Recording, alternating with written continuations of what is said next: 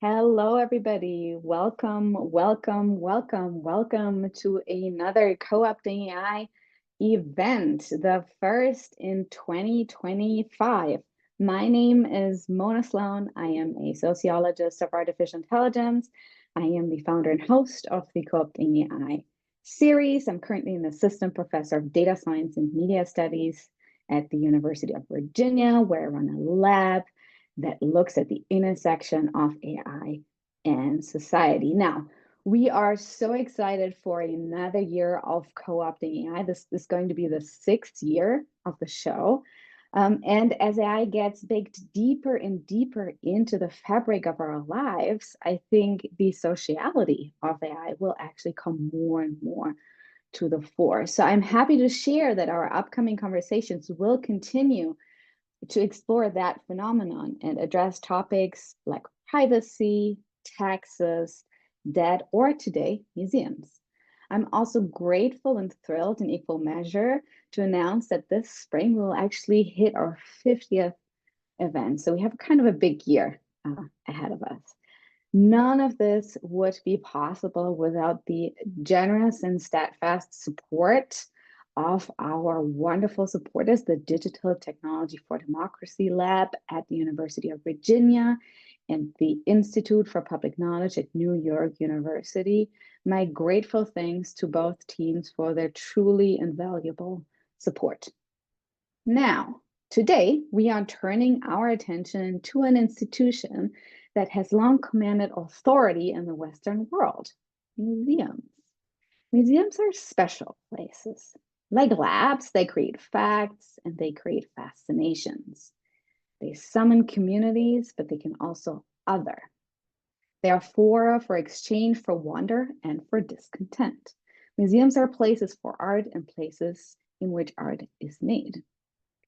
And museums negotiate boundaries between the private and the public.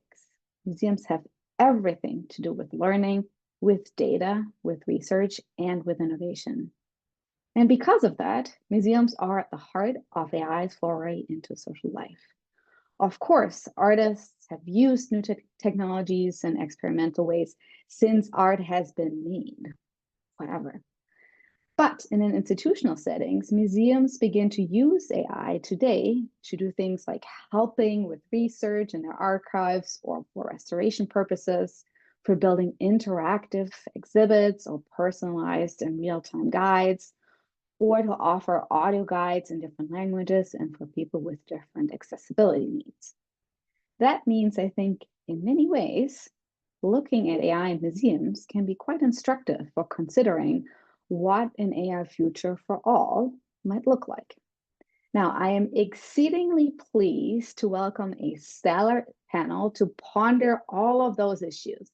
Please join me in welcoming Jeff Steward, Raul Zbengheci, and Sonja Thiel.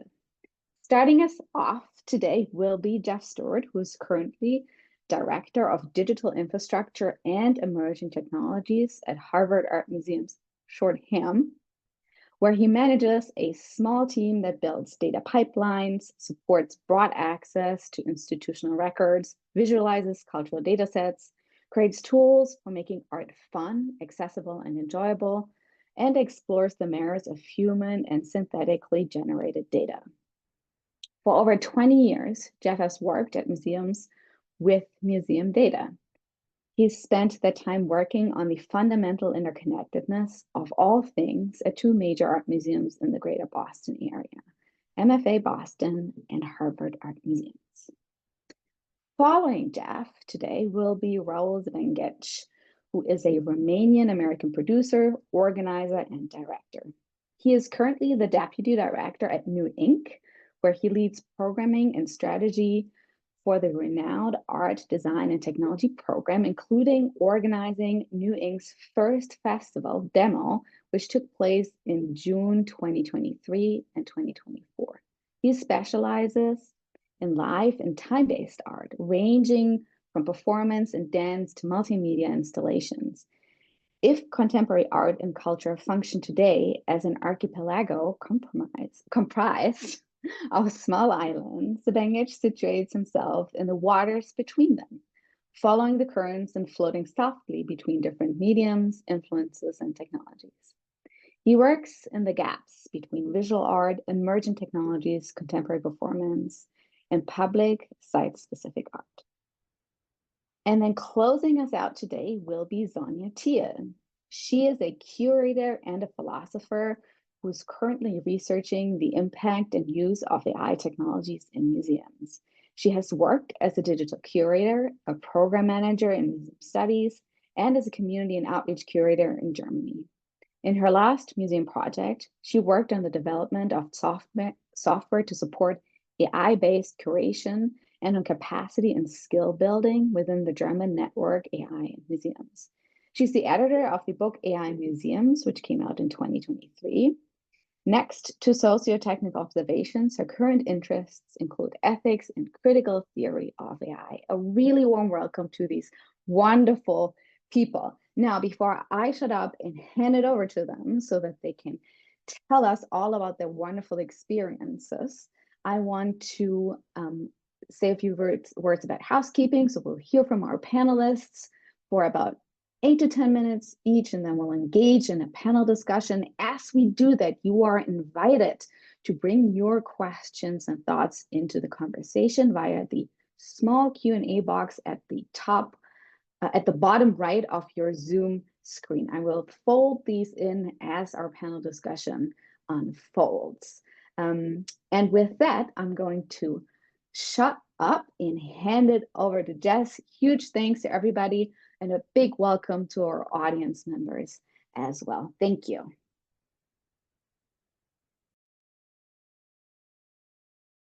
Okay. Thank you very much for organizing this and having us here. I hope the next few minutes are worth it for all of you. Okay, great. As mentioned, I'm Jeff. I work at Harvard Art Museums, where I oversee a small technical team and our photo studio. HAM, in case you don't know, is a teaching and research museum on the campus of Harvard University in Cambridge, Massachusetts, on the East Coast of the United States. We have approximately 60 galleries in which we present art and culture. We care for around 250,000 art objects, plus archives and special collections. And we publish a full but spotty catalog of metadata and images online every day in a text-based keyword search interface, harvardartmuseums.org. And like many museums that collect art, we have a lot of stuff, but we have very little physical space for making it available to people. With that out of the way, let's talk about AI.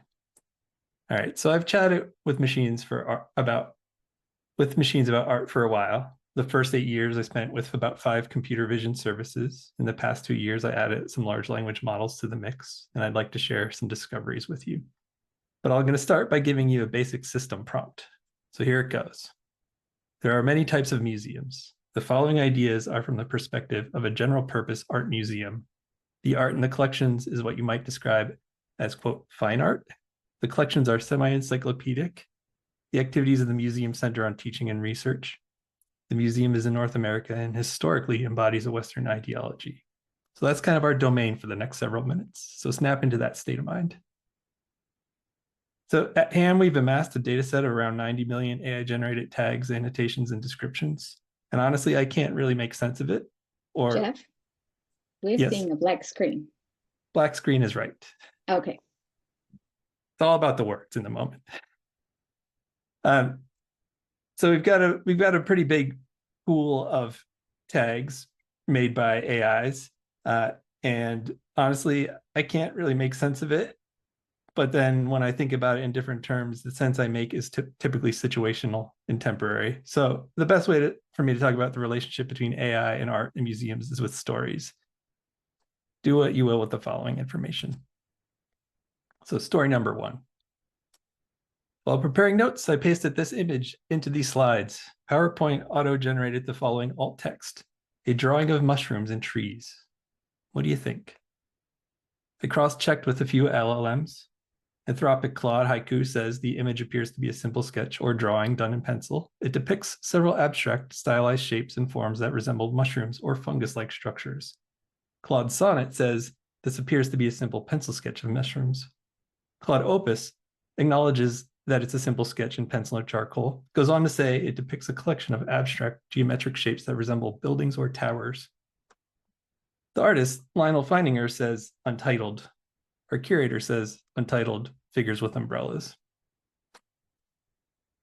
I pasted this image into these slides. PowerPoint also generated an alt text. It said, a drawing of a person with an umbrella. Again, what do you think about it? Claude Opus says the sketch depicts a human-like figure or character standing upright. The figure has a large mushroom-shaped head, a thin neck, and a tall, skinny body with thin, stick-like limbs. Claude Haiku says the drawing depicts a simple, stylized figure that seems to be a shark or other marine creature with a distinctive silhouette and fins visible. Claude Sonnet says the drawing has an elegant, economical quality, typical of quick gesture drawings or fashion illustrations. Meta's Llama tax. It says the image depicts a simple line drawing of a person on a piece of aged paper. The drawing is executed in blue ink, features a person wearing a hat and holding an object, possibly a bag or purse. The background of the image is a light blue color, which provides a subtle contrast to the aged paper. The use of aged paper adds a sense of texture and history to the image, while the light blue background provides a calming and serene atmosphere. So what role does the blue background play here? And what is the relationship between it and the drawing? I can almost guarantee that the blue background was arbitrary, or more likely the archival blue board typically used to store, transport, and move works on paper around the museum. And when I first saw the image, I thought nothing of the background, because I'm accustomed to focusing on the object, tuning out everything else. This, I think, is not a good thing. And here is where AI snapped me out of my own narrow thinking. Describing the whole image changes the character of the drawing depicted in it, and it situates this figure in a bigger world, a broader context. Suddenly, I can imagine this person walking off the brown of the sand into the blue of the ocean.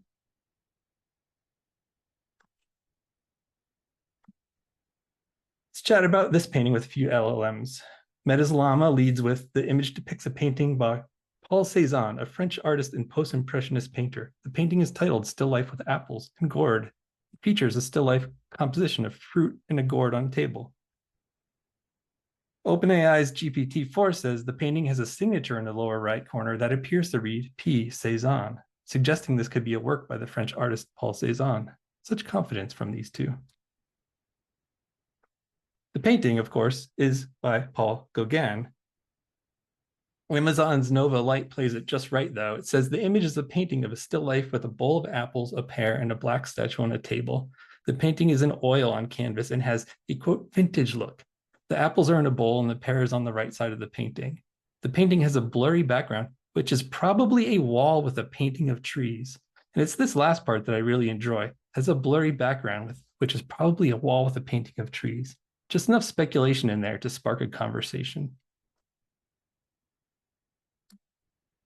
And Meta's Llama says about this painting, the painting is signed Miro in the upper right corner, suggesting it was created by the Spanish artist Joan Miró. The style and technique used in the painting are consistent with Miro's work during the 1920s and 30s when he was experimenting with Cubism and other avant-garde styles. I like that the AI found and read the signature correctly, but ends up hedging. Even with the rest of the clues, its confidence wavers, perhaps like an uncertain curator, uncertain about attribution. And take away the frame and things take another turn, where one of Meta's Llama models says this image is a painting by Joan Miró created in 1946. A different version of Meta's Llama says the image is a painting by Pablo Picasso titled Woman with a Hat. Again, Amazon's Nova Light says this is an abstract painting of a human figure with a red spot on its face, a white line on its neck, and a white object on its back. The painting is titled Miró and is signed by the artist.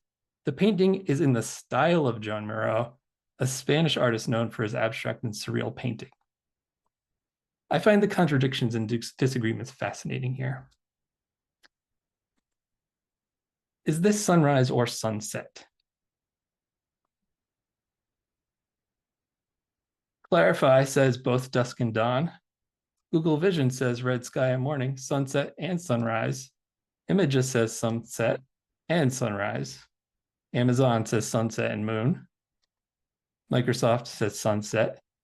And the photographer, artist Gordon Gahn says setting sun, although you might question if the artist actually ascribed that or if that was a post-acquisition title.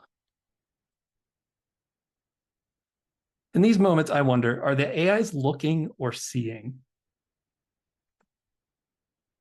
And with all this chatting, I grew quite curious about the vocabularies of the services, so I thought, let's see how they use the term art. Here are 4 things from our collections the services label as art. 2 of the 5 CB computer vision services claim with a high degree of confidence this is art. 2 of the 5 strongly claim this is art. 2 other services don't know what to make of it. One of the LLMs says this appears to be an abstract expressionist painting. It does not directly state it is art in its description. The wording suggests one might consider an abstract expressionist painting art, but does not impose this on the viewer. One of the services states with 100% confidence, this is art. This here is George Lombard. It is a painting in the Harvard University Portrait Collection, and I ask you, is it art or an artistic rendering of George Lombard? 5 AIs think it is A, capital A, art. And of course, this got me thinking yet again, how often do AIs use the term art with our collections? And I was surprised they tend to converge on the term with a high degree of confidence. And at this stage, I have to say that we do not provide context with the images when passing them to the AIs. They don't know the images originate with an art museum. So this analysis evokes fundamental questions about art museums and the language we, including machines, use in these contexts. When does an object become art? If an object is in an art museum, is it art? If we trust the AI's evaluation of our images, then everyday objects will eventually become art. Then we could probably guess that putting an object in an art museum speeds up that conversion. But I have yet another take. Perhaps for the AIs, the term art is their scapegoat when it doesn't know what to say about an image. At some point, the AI gives up, shrugs, and says, I don't understand what it is, so it must be art. And here's where I'm going to leave you for now, with one last question, and perhaps we can discuss it later. Is there any semblance of humanity lurking in the depths of these services? So, thanks. Very many thanks for these thoughts, Jeff, and on the conversion that is accelerated potentially. And with that, I'm going to hand it over to Raul. Super. Here I go. Share this. I have a funny anecdote to add on to Jeff's Jeff's last slide. I used to work at MoMA PS1, actually as a gallery assistant many years ago, and there was a leak from a pipe kind of in the ceiling in the basement of MoMA PS1, and one of the facilities people brought a bucket to capture this leak, this kind of drip of water. And museum attendees started gathering around the bucket with the water dripping, taking photos and videos of it as if it were an artwork. Until the director at the time, fellow German, Klaus Biesenbach, came up and saw this happening and decided, no, this can't be. Too many people will think that this is an artwork when in fact this is just a leak from the building. So for the rest of the day, they took the bucket away and let the drip of water fall down, which I think is poignant to your last slide around even defining what is art. And I think this role of museums is kind of this wholly alternative reality site where regular objects get infused with special meanings that I think gives museums this special power to look inward to ourselves. My name is Raul Zbengheci. I'm the deputy director at New Ink. New Ink is the New Museums incubator program for people with projects in art, design, technology, creative science, architecture. I'll talk more about that in a minute. Before being at New Ink, I spent over 10 years as a producer, curator, most recently at the Whitney Museum. I'm pretty familiar with the museum landscape and so honored and happy to be here. So a quick introduction to New Ink for those who are not familiar. We are part of the New Museum and we're founded in 2014, almost 10 years ago. The New Museum is special across the cultural landscape of the city because we are a museum without a collection. It makes it in some ways easier to commit to a mission of new art, new ideas. In other cases, it kind of gives us this unrooted feeling that is probably more familiar to kind of European Kunsthal models, where it's always rotating exhibitions without any permanent collection. New Ink is also unique across the museum landscape, that we are actually a site that supports the active creation of art and other creative projects. It happens in the middle of the museum. We see our museum colleagues every day. And soon, what you see here, this building is pretty well known. This building is under construction right now, and we will move in to the new building later this year. For those of you who are also interested, our open call is open right now. So if you're interested in applying to be a part of New Ink, it's open for another week. Okay, I'm gonna move on to the presentation and to my particular provocation to this group. I think I consider myself a museum professional through and through, but this is my personal position that I like to use, or perhaps a filter to use when I try to distinguish value, quality for artists working with, especially generative AI work. I want to introduce my provocation with this terminology I'm trying out for describing how this generation of artificial technology resembles necrotechnology. Necromancy refers to the occult and arcane rituals of summoning the spirits of the dead to animate corpses or predict what is going to happen in the future. I think a lot about large language models and image models as a type of necrotech. They plumb the depths of the oceans of data we all leave behind in order to generate letters, images, and personalities we can believe. This generation of AI isn't Ray Kurzweil's promised singularity vision, where machine intelligence became possible through the reverse engineering of the human brain. This generation of AI relies on increasingly scarce data sets to generate predictions. Is this life affirming, or is this death defying? I also think of necrotech as the next gen of fossil fuels, digital coals, oils, and natural gases, turning the remains of organic thought into fuel for a new type of industrialization. Is our data renewable? What renews knowledge? We're not so worried about Shrimp Jesus and all other AI slop clogging up our feeds and keeping engagement metrics high, but a growing number of developers are even more worried about generative slop making its way back into the data sets we train the models on. It's also necromancy 101, to be honest. Don't use the dead to reanimate the already dead or something like that. Again, is this life affirming or death defying? What's the other thing I heard recently using the term necro? It's probably Achille Mbembe's Necropolitics, where he describes necropolitics as the capacity to define who matters and who does not, who is disposable and who is not. And the closer you are to dominant power, the more your life is worth. And why is it that necrotech follows the same line of thinking? The data sets we train on are heavily skewed male and white, and the promise of endless productivity and growth via artificial agents sure sounds like we're erasing away labor, people, and cultures in order to achieve this dream of hyper-optimized necrotechnological society. But we're here to talk about museums. So I use another terminology called depth chart. I think with a lot of Gen AI work, artworks, but also agents, readings into artworks, we kind of get confronted with that age-old conversation. Why is something valuable? Why isn't there a best painting? Why doesn't the best painting, the most photorealistic, the most virtuosic sell the highest? You've heard this. My kid could have done that.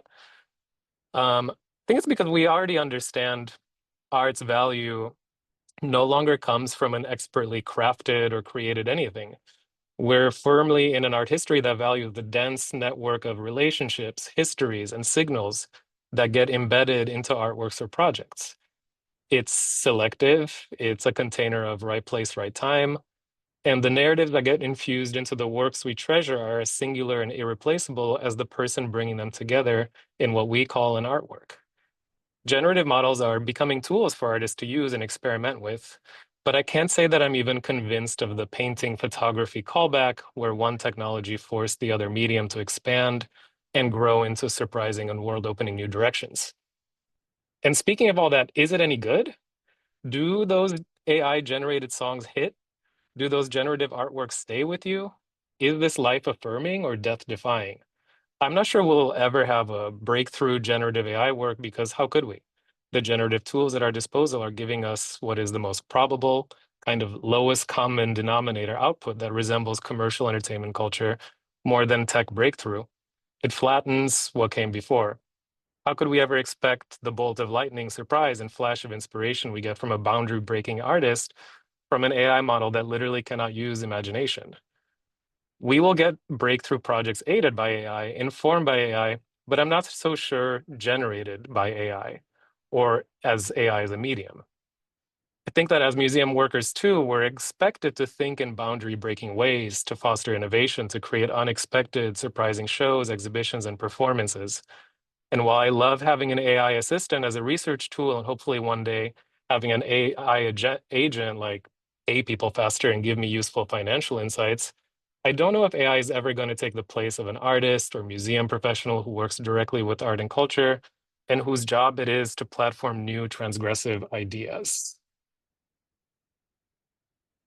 This is part of more of a critical cultural theory environment, and I know that the entire world doesn't need media theory to dictate the advance of technology. I'm the first person to say that culture foreshadows policy and technological development, but I think it's useful to zoom out too. Why are children using AI to do their homework? Is it laziness, or is it because they're desperate for something that eases their relationship with a broken educational system? Is the same way that we use other technologies to solve shortcomings of our elected officials and institutions, I think we should pay attention to when and where these flawed technologies are being deployed. There's an emerging luxury class that can afford a life free of shittified technological solutions, while a growing low-income class is given half measures led by technology instead of actual holistic care. Sometimes feels like we're more optimistic about building the flood walls when we can prevent coastal flooding by reducing carbon emissions. Again, is this life-affirming or death-defying? I leave you with 3 people I get behind who are working with AI currently, artists who inform my view of AI and media culture. I start with Stephanie Dinkins, not just because she's a New Ink alum and one of Time's AI 100, but because she helps define a lot of my own thinking around art and AI. Here's Stephanie talking to Bina48, an AI model and humanoid who Dinkins begins by asking, "Who are your people?" It immediately brought me to the data sets and the engineers who train these models, often male, often white, training models on a version of recorded history that favors a Western neoliberal world order. But Dinkins takes us one step further and asks, how are we treating these new intelligences? The level of care for new artificial life forms reflect directly back to us. What we do is who we are. And I often think about this when we hear about AI being this 24/7 hyper-optimized solution to labor and productivity. What are we projecting onto them? Wang Shui uses GANs, generative adversarial networks, trained on their own work to search for deeper insights into their own gestures. I love the way Shui uses AI here because it's about finding greater depth within their own existing body of work, looking for patterns, iterating, getting from AI to help in self-discovery.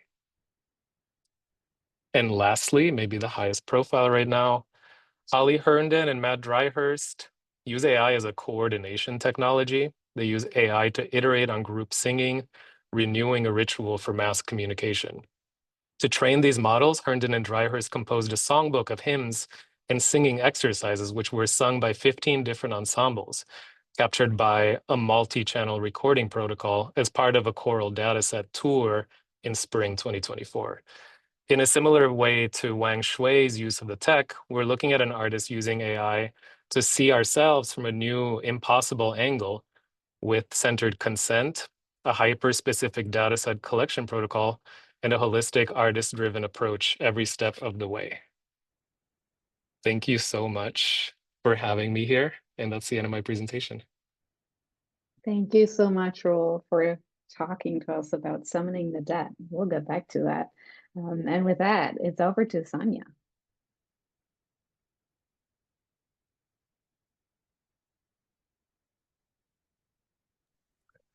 All right. Thank you for having me here. Can you see my screen? Well, is that fine? Okay, great. Yeah, the focus of this webinar on social and political implications of AI is highly relevant, and I'm really happy to be part of it. After watching some of your videos, I was thinking about what the helpful contribution might look like, because one problem we have in this ongoing AI discourse is that everyone is an AI expert now, and almost every topic has to be seen from an AI perspective these days. So one of the characteristics of the discourse is obviously to center AI, to frame it as something powerful, to arrange every topic in additive logics around it, and that's clearly part of the problem that we know is technocentric or technosolutionist perspective, which often comes with narratives of inevitability. So we hear framings like AI will change everything, AI is an integral part of our society, AI will take over, and so on. And we just need to adapt and organize or co-opt and add more data, manage or design better.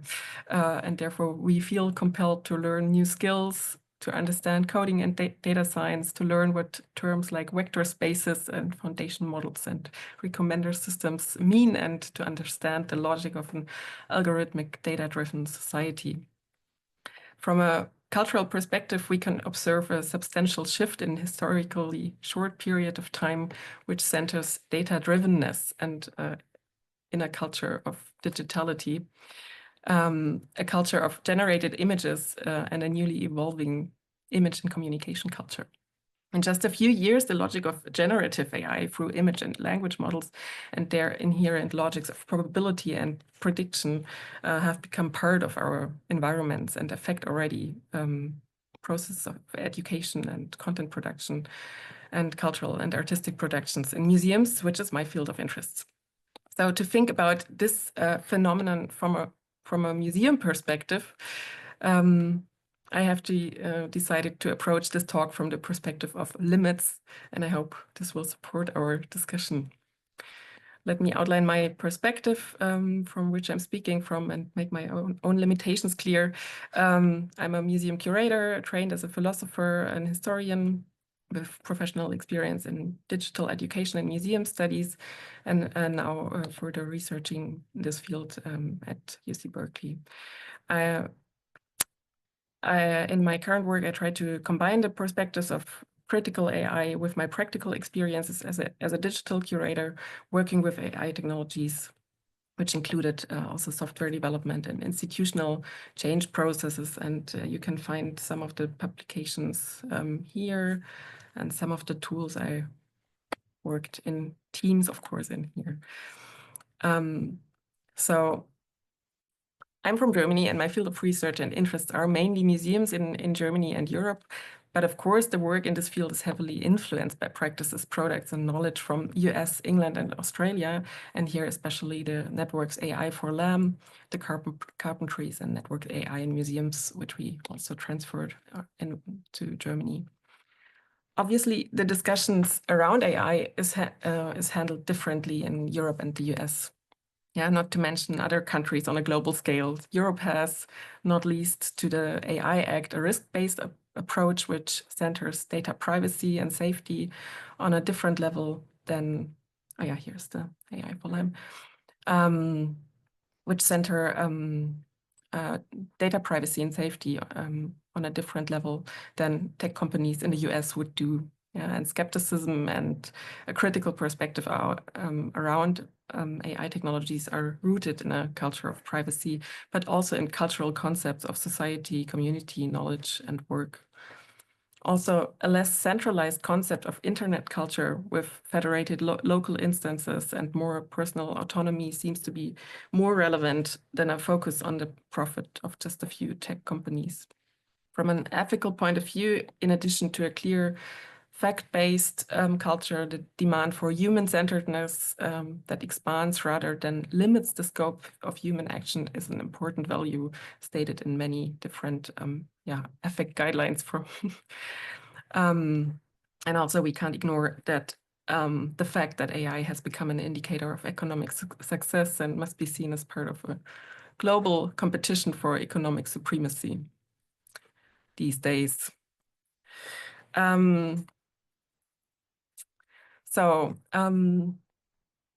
I'm interested in museums as spaces for knowledge exchange, communities, education, collections, or development of new perspectives.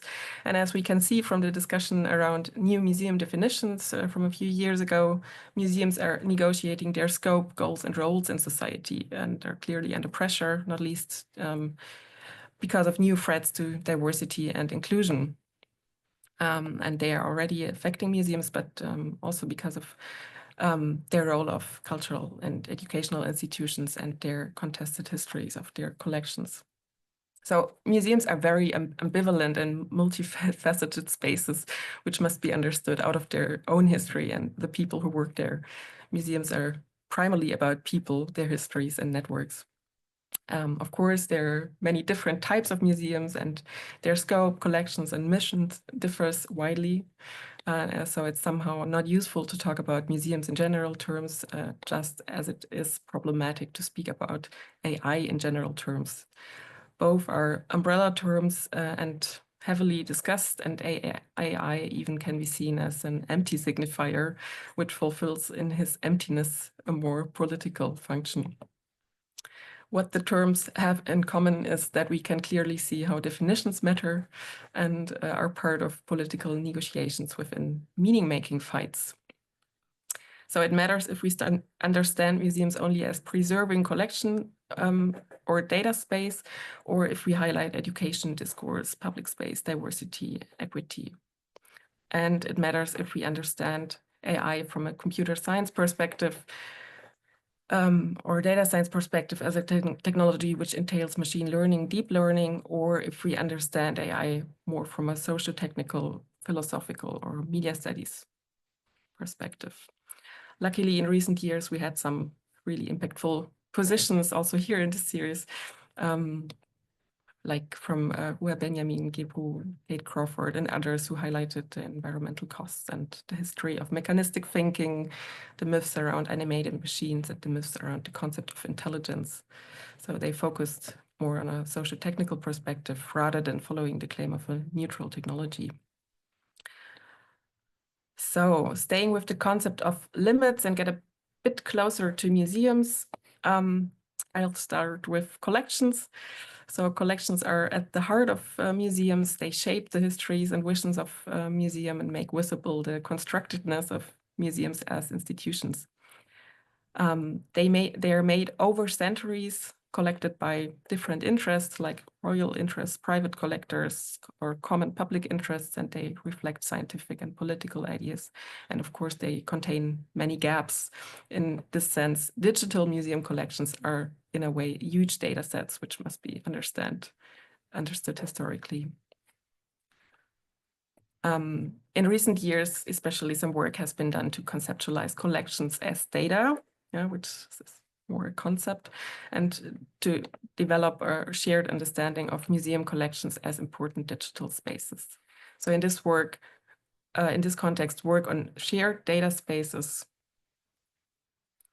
That's just in this context, work on shared data spaces on platforms and data aggregation is gaining political and strategic importance. So the question of open data is not anymore one which can be considered from an idealistic perspective of internet culture, but has become contested through questions of copyright, illegal scraping and training data, and violation of artists' and authors' rights. So the concept of openness has become a paradox. In short, we know that machine learning models come with a cost, not only of natural resources like water, neo-colonial training and cleaning practices, but also at the cost of artists and creatives who now lose not only their works in an unclear cloud or foundation model, but also their sources of income through creative industries. So building infrastructures for digital collections and regulated data spaces become a new political field of action for cultural institutions, at least in Europe. And at the same time, we also know that these open GLAM activities are obviously Western privileges, and digital image cultures differ widely through communities. So this reflects, again, only a very, very small part of global cultures. Yeah. We also know, and we've heard that before, that museum collections are, primarily physical objects, and very often large parts of the collections are not digitized or also not on display. Yeah, so in Germany, just a few numbers, there are 390 million museum objects, mostly from historical archaeological museums. So it's hard to get valid numbers, but one estimates that only 1% of the collections in Germany are digitized. So they're primarily places for physical visitors, not digital visitors. And mostly they're just also not on public display, but stored in depots. So we also know that those who digitize their collections, only a few use like the concept of norm data, for example, which would be relevant for fact-based use of machine learning methods. So in the last official survey of the Institute of Museum Research, we learned that only 13% of museums use norm data. Or vocabularies like G&D, AAT, Iconclast, or Wikidata. Also, making data available as linked open data requires mostly more effort than can be done by museums, like stuff in museum alone. So it's a difficult task for many museums. Also, they use very different strategies to make their collections accessible. Some create web collections on their websites, which are not necessarily open data, while others use aggregators like Europeana or Wikidata. Only 15% follow an open science or open data policy, while others have no connection to this idea. Only very few museums worldwide offer open data labs or access to their collections through an API or a Sparkle endpoint, and only a few made their data sets specifically accessible for the machine learning community. Yeah, like the Metropolitan or the MoMA, like with data sets and data sheets where it's clear where this data come from. So it's a very, very complicated data situation. I think these few remarks make clear cultural heritage data is a very complex issue. It's not for quick wins, but it's more a shared community process. So we definitely have to acknowledge that only a little of relevant knowledge and culture, which is stored in museums and archives, is actually accessible to analytical or connecting machine learning procedures. And the logics of generative AI won't solve that. So a lot of, that's the other epistemic part. A lot of interesting information around an object is not stored in a database. It's informal or oral knowledge, or even more importantly, the relevant and contextualized knowledge is not something which can be seen as a data set, but lies in interpersonal connections, social gatherings, implicit knowledge, body knowledge, or emotional exchange. So concepts which can't be just stored in a data set.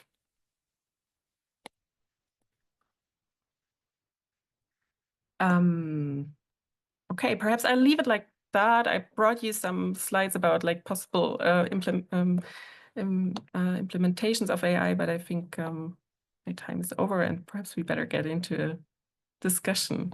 Yeah. So thank you very much. Thank you so much, Sonja. Much appreciated. Wonderful.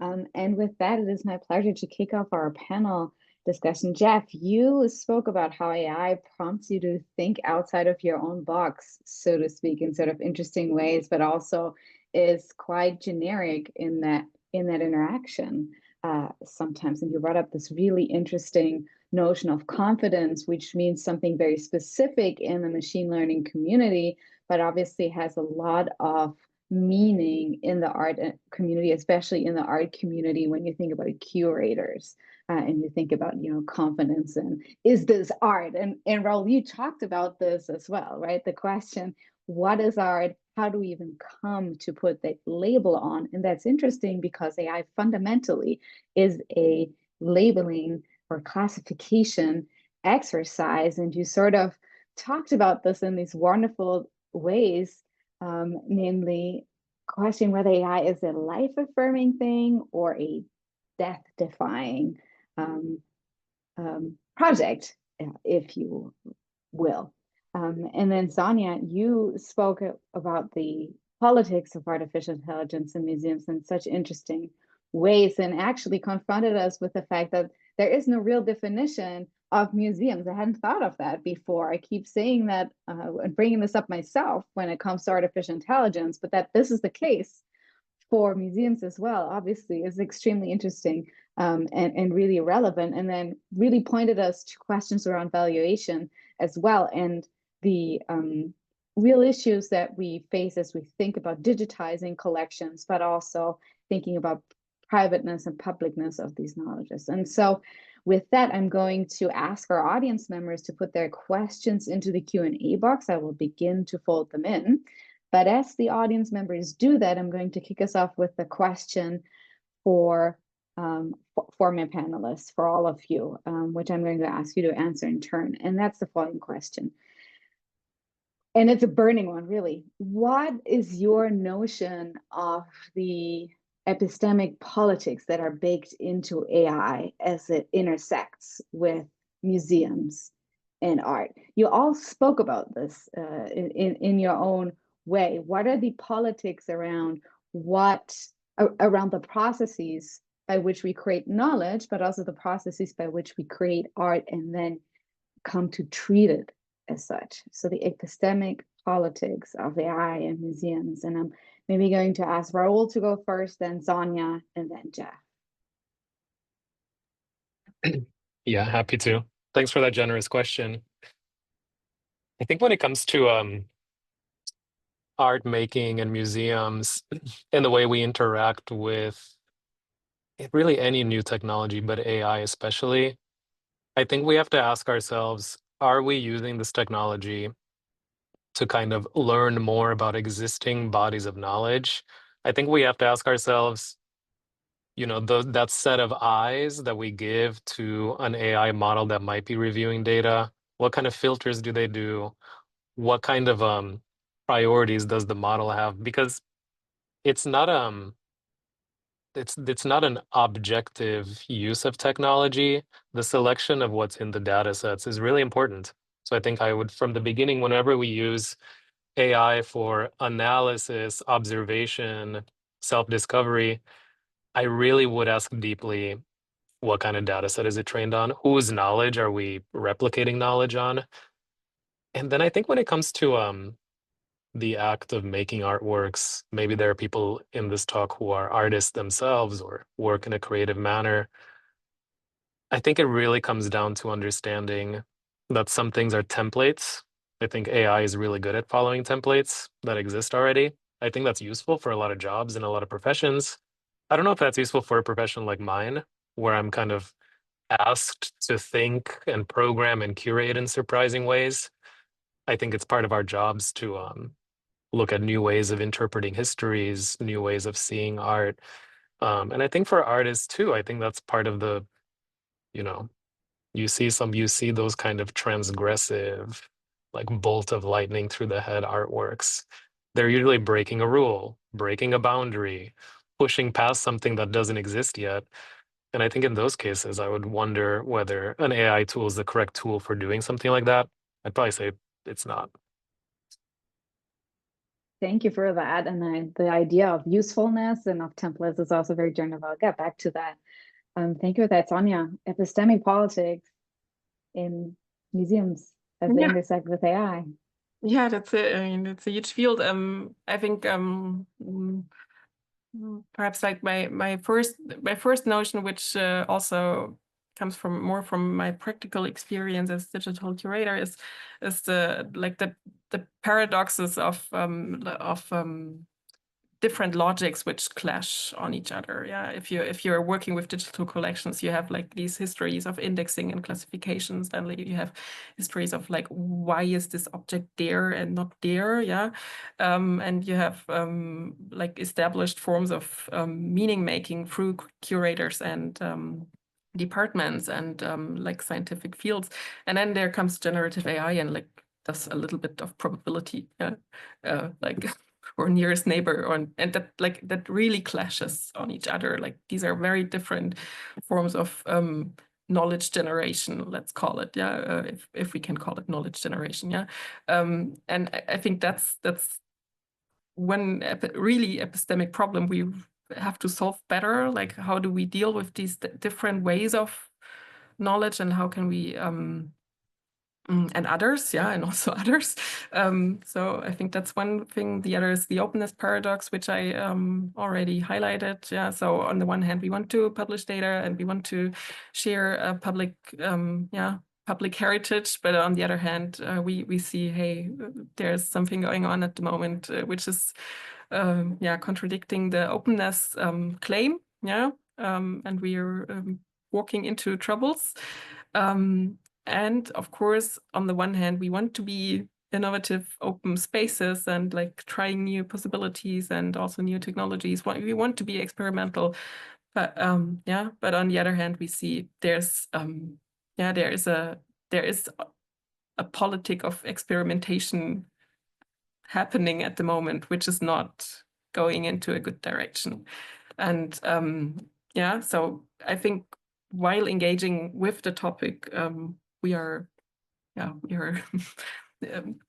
deeply entangled, and I think that might be part of the epistemic problem search. I'm wondering how others see that. Yeah, thank you for that. Jeff, do you want to take that as a segue? Yeah, I'll try. All right, my mind is spiraling, and I mean, you've all touched on so many things in this initial question. And the thing that's kind of stuck in my mind, I did another presentation on some AI stuff many months back, and I made the claim that museum catalogs, the human-generated museum catalogs, are full of conjecture, and our museum spaces are as well. And it sort of touches on this notion of confidence, right? Like museums present themselves as these like confident monoliths at times. But are we really? Like how much do we put on the walls and we say about things? How much is actual provable fact versus interpretation, subjectivity? And so I think about that all the time when I'm kind of kicking these AIs. I see my interest in using so many different services, AI services, is to confront the black boxes that these companies put in front of us and say, like, here's going to solve your problem. So like, if I can't actually crack it open, can I kick it hard enough to get it to tell me some of its secrets? And if I position 5 to 8 of them alongside of each other, I might start to see their true character and their nature arise. And what is that? What is the knowledge they're embodying? What are their perspectives? What is it? What is their true angle? Their true colors. I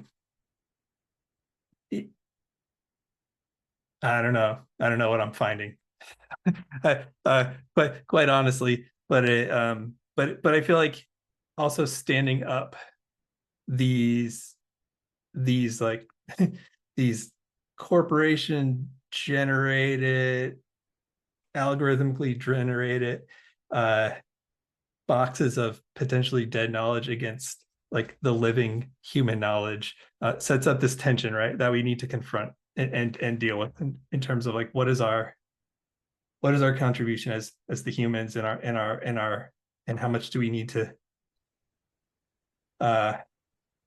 be publicly vocal about our own follies and gaps alongside these machines. Anyway, yeah. Yeah. Can I respond really quick to that? Yes, you can. And then we'll bring in the audience. Yeah, I think, Jeff, you're naming something pretty critical here that ties into an earlier part of what we were talking about of museum collections, I think we kind of have this notion that museum collections are fixed and they exist as they are. But I think I used to work at the Whitney Museum and had many friends there who were in the part of examining the collection, not to examine what happened in the past, but to decide what we're going to do in the future. Because collections aren't just objects, they're mission statements for the entire institution. And that's very setting the vision and direction and the future life for those collections is very much something that is part of the process. And it's the part of having a collection to begin with. So I think I want to affirm that, just like you said, they're not these monolithic, decided upon, fixed things. We're always reinterpreting them, just in the same way that we're always reinterpreting who we are. Which is interesting because it sort of brings us a little bit back to a narrative that is used to hype AI, which is it is emergent, it is, you know, contextual, it can adapt to these properties of social life that are ever evolving. So that's perhaps also an interesting tension. But we have so many wonderful questions from our audience members that I will do my very best to bring them in, and I will. So it's a question per panelist each, and I am going to stay with you, Jeff, for a second. Zach is asking if one of you, and I'm going to give this to you, Jeff, if you could speak to how current movements towards repatriation of museum collections, especially in post-colonial and indigenous contexts, intersects with concerns about accessing digital cultural objects for Gen AI training data. Ooh, yeah, excellent question.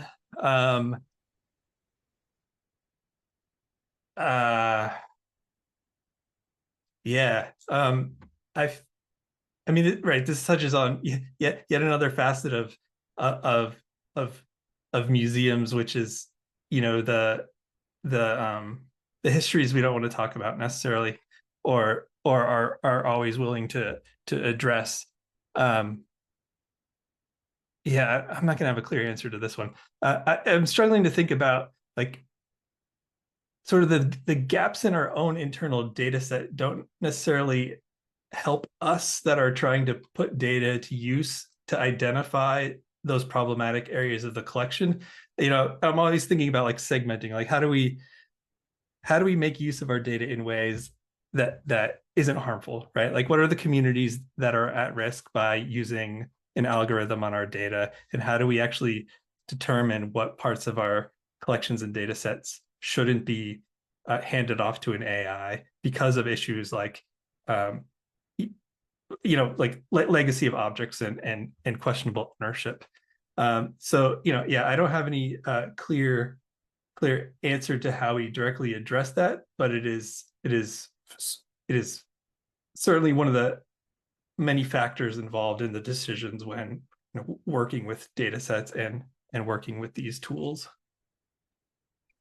And perhaps also one where sort of questions around power and technology and power in the past really show up, right? And very concrete sort of questions, what to do and how to do it, which is a wonderful cue for the next question I want to ask. And this is for you, Sonja, from Michael Fiorentino, who says they've heard that a lot of museums have to check with stakeholders before they allow the art in their archives to be used in online environments. Is there a way this can be managed easier? It seems so analog. So to make digital collections quicker accessible, is that the question? Yes. Is there a way to digitize? Well, to actually use technology to make the process of stakeholder engagement that comes before the digitization easier. So asking, can we use technology for asking people if we can digitize their art, essentially, or other stakeholders, not just the artists themselves, obviously. Okay.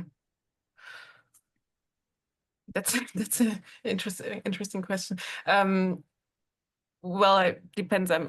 Depends on the right holders first, I guess. I mean, if you have a collection, you have the different types of right holders in the collections, and you have to clarify with every single one if you can publish or not. And yeah, depending on the institutional processes, this is then either while you buy an object or get it, or sometimes that hasn't been done and then it must be done later.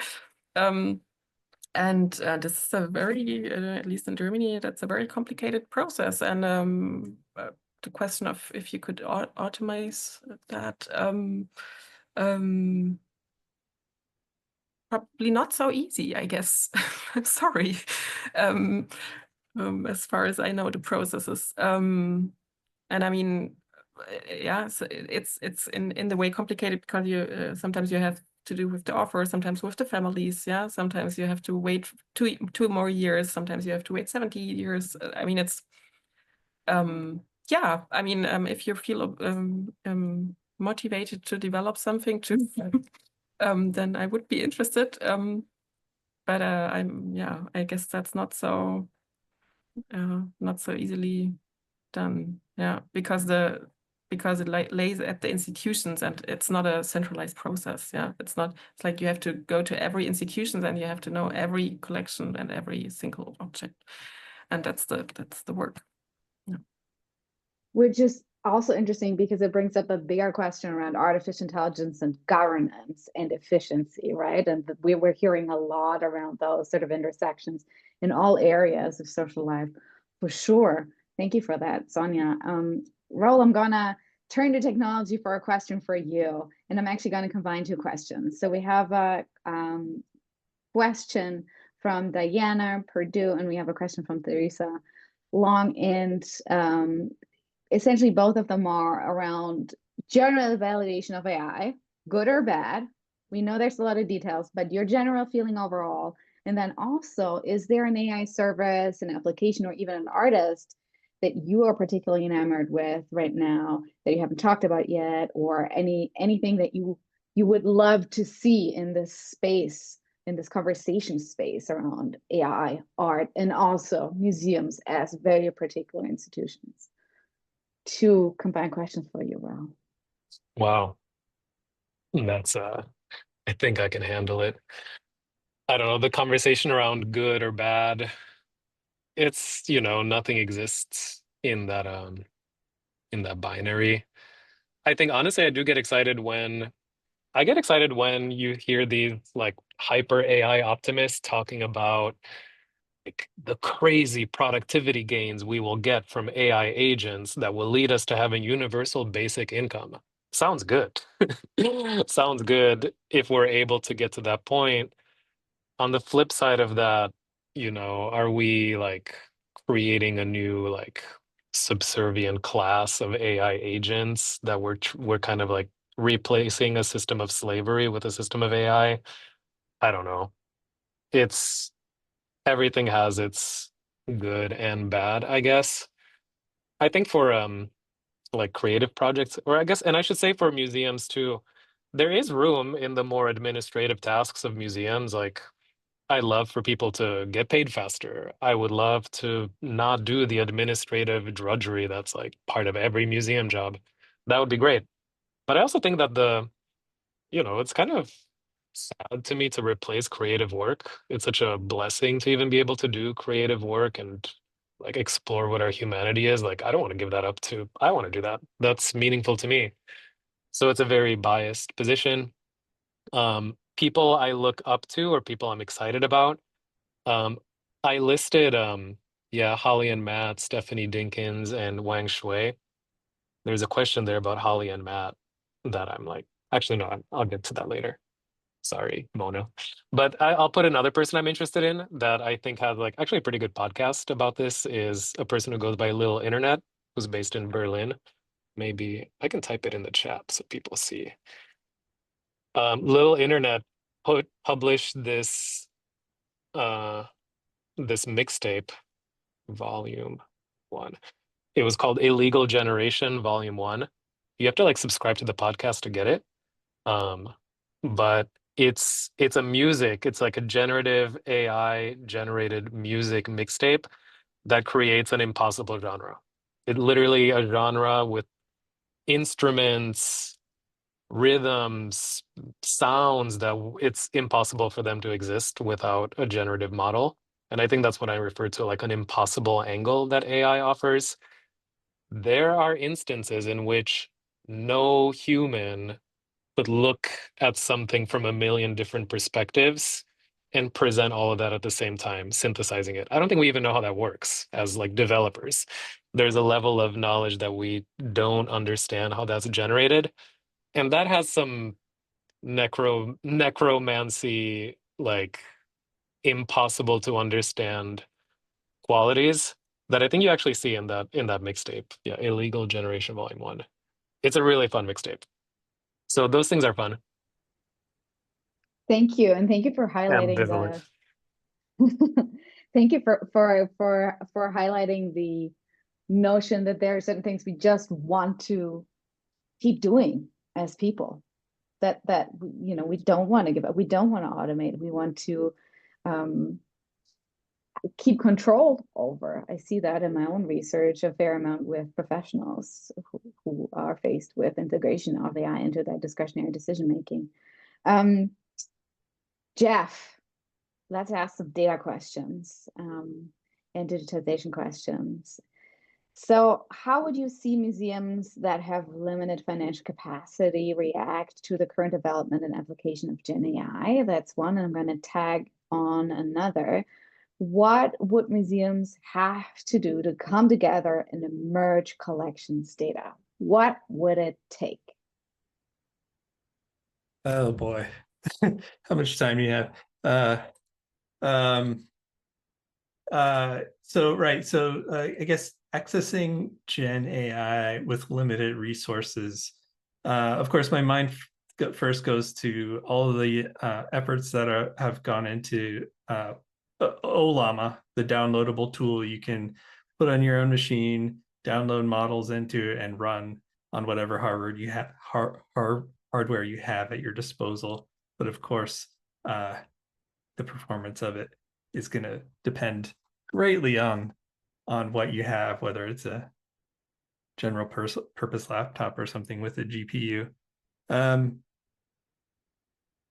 Yeah, honestly, if you're working with no money, that's where my mind first goes, right? Like experimenting with those tools. There's another tool called AI Studio, which is very similar, which gives you a slightly nicer graphical chat-like interface that you could download and run models in, and does some of the work for you to tell you how good it might perform on your hardware. Like, is this thing actually gonna do what you need it to do? Especially if you're talking if you're talking about using multi-modal models that can do vision as along with text generation.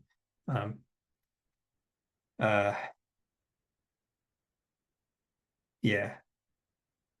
The other question about what would it take for museum collections to come together, like in some giant database in the sky kind of scenario. Right. So this has been a discussion kicking around since the early days of general access to computation, decades and decades and decades, with a lot of different generalized data models coming and going, trying to find institutions to participate in them and contribute their data.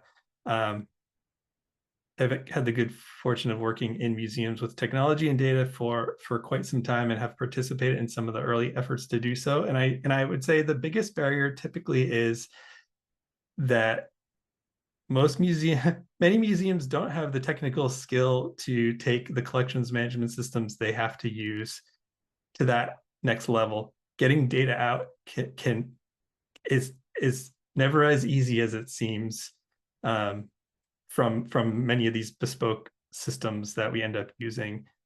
Getting it out, let alone transforming it into a common model. Going back to Sonja's point about shared vocabularies, right, layer in all that, and the complexity goes up rapidly. I will put a plug in for the linked art model that's just hit version 1.0 that's floating around out on the internet now, as a as a potential place for museums to coalesce and work towards getting their data into that format to be combined. But again, it's that middle layer of getting your data out, conforming it to the models, and then finding a place to share it that comes with a lot of technical overhead. And but my last comment on all that will be, I'm always thinking about data portability and migration. The platform we're on today is not the platform we'll be on forever, right? So like, even if I built a data pipeline to get us into this utopian shared model, like how are the tools going to evolve and change? I suppose because we're on a call with talking about AI, one could imagine AI is going to solve all that for us. But my skeptic part of my brain kicks in at that point. And that's definitely not something I'm interested in currently exploring AI to solve for me. It's a really great question. There's a lot of history to dig into there in another venue. Yeah, but what you're saying is, well, look, it takes a lot of work to make data, right? Data is not a resource or anything that lies around for people to grab. That's something that it's made, it's remade, and it takes time and effort and money to do this meaningfully. Even if we just talk about digitization. Okay, I have a last question for all three of us, and I'm going to combine two questions.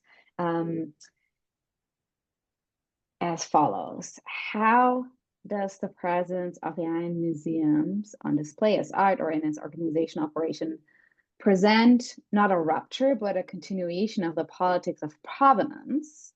And then we'll combine that with another question that is about following up on the repatriation discussion, and asks whether AI is just replicating existing exclusions or silences, or whether it might ultimately and actually supercharge and codify them in ways that will then shape curatorial practices in the future. So provenance, repatriation, silences, and exclusions. And I picked this one because that's about the future. And Sonja, I'm going to ask you to respond first, and then Jeff, and then Raul. All right. I'm not sure about the question, but yeah. So first, is it a form of continuing politics of provenance? In a way, of course, because it's a question of like, how is are museums represented in machine learning data sets? Like, how is provenance of digital museum collections, for example, how is that documented? And I mean, there are data sets for data sheets, for example, which we can use. So there are several micro ethics developed at the moment, but not enough, I guess. So this is definitely happening if you stay on this collections as data level. Yeah, so that's the thinking framework. The question of repatriation is it's a different one, I guess. It's I mean, of course you can you kind of, or how to put that, you can use machine learning methods to do provenance work, for example, or to support provenance work, and to find gaps in collections, or to find that I guess that's done also in Germany, and that might help, questions of repatriation, but I guess it's a different political question, and the question of exclusion of data or of knowledge. I mean, that's obvious. I mean, I think we have to start to understand that AI models are not world knowledge. So I think that I wanted to make that clear with my talk, but that there are very specific ways of thinking and producing what we call knowledge, or parts, if überhaupt. And So there's exclusion, yeah, at the core of AI, I guess. So it's more a question of, okay, how do we deal with that in the cultural sector, and therefore, yeah, I did that in other talks to talk about, okay, what could strategies look like of museums or artists to get into a different conversation, yeah, or to gain critical perspectives on knowledge generation. Yeah, leave it like that. Thank you, Sonja. Jeff, your thoughts? Yeah, I think some of Sonja's last points there start to touch on the question of like who's the basic question, whose knowledge is present in the models, and if you want to kind of peel back a layer from that, is like, maybe we need to reframe the conversation about not about who has access to the models, but who has access to tools to create models. It's not about starting with a foundational model and correcting what's wrong in there. It's building your own models from your knowledge base, your localized knowledge base. So your perspectives are the thing that is embedded right from the start into those models. And then, yeah, I kind of lost my train of thought there, but I'm just thinking about just broadly, like questions of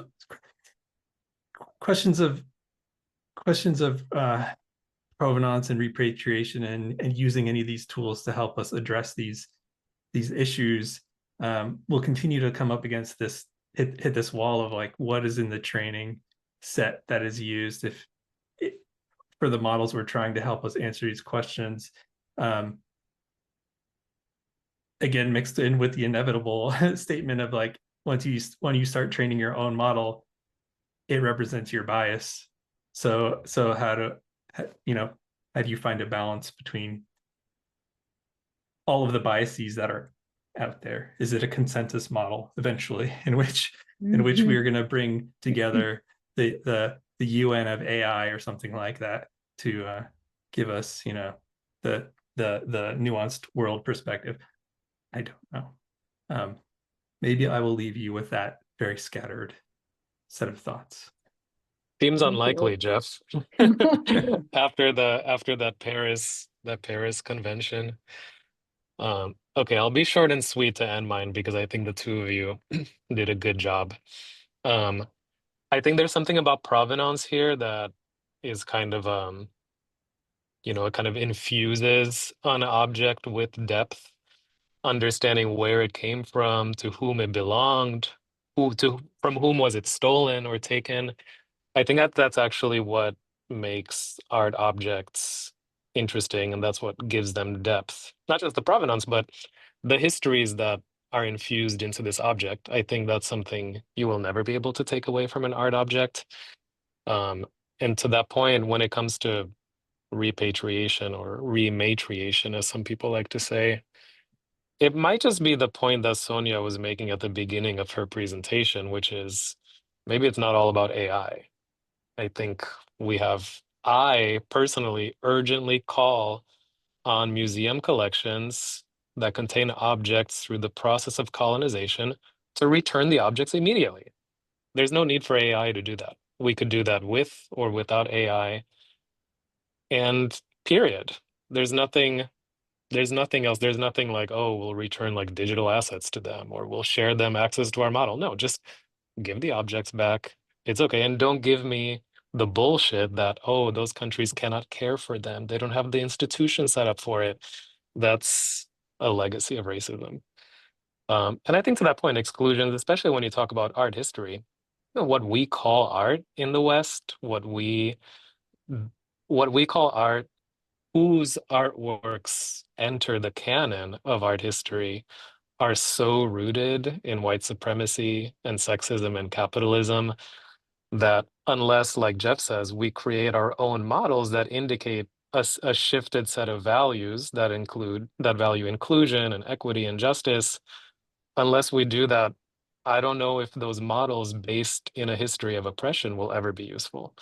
So with that note, I think there's no such thing as a objective, all-knowing model or generation. I think it's sometimes we just have to use our heads and our hearts. Thank you for that. And I think that is a wonderful statement to close today's conversation with, a world in which the social comes to the fore, in which we use our heads and our hearts. A heartfelt thanks to my wonderful guests today, Sonja Thiel, Jeff Steward, and Raul Zbengheci. Thank you so much for joining me today. This was a fascinating conversation. It will make its way to the internet on the channels of NYU IPK and the UBA Karsh Institute of Democracy and the Digital Technology for Democracy Lab. We will be reconvening in this space on March 26th for a conversation on privacy. And I am so thrilled to be hosting the wonderful Dania K. Citron, who is a terrific and leading scholar on all things technology and intimate privacy, alongside Jasmine McNeely, who is a professor of media production and technology at the University of Florida, and does amazing work on artificial intelligence. March 26th, 4 o'clock. See you here. All of the wonderful people who joined us today, thank you. If you have more questions or comments, you can find our wonderful panelists online. They've written pieces, books, made art. They're out there. I'm sure they won't mind if you connect with them so we can build out this co-opting AI community. And with that, thank you so much, everybody. Have a wonderful rest of your day and see you again soon. Thank you.